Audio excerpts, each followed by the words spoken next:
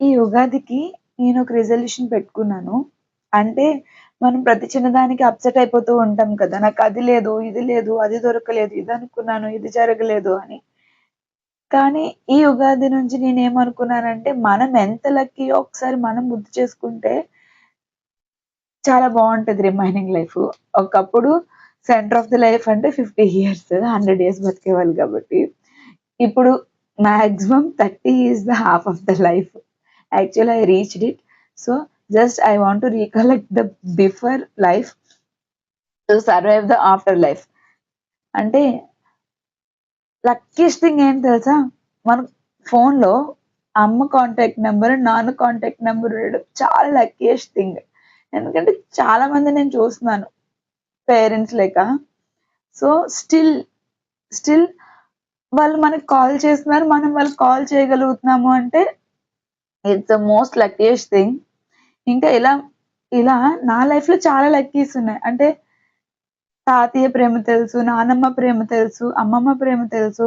అమ్మమ్మ, తాతయ్య తెలీదు. అమ్మకే తెలీదు.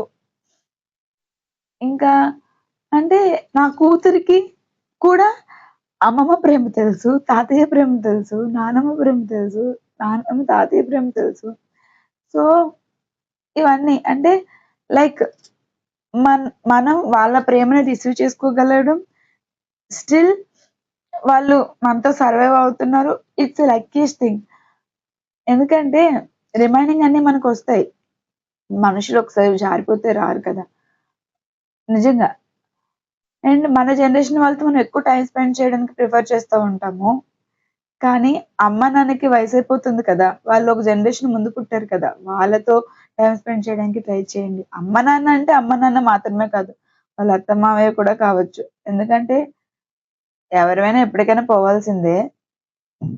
ఒకళ్ళు ముందు, ఒకళ్ళు వెనక. సో, వాళ్ళకి కుదిరితే మన టైమ్‌నివ్వండి, మన ప్రేమనివ్వండి.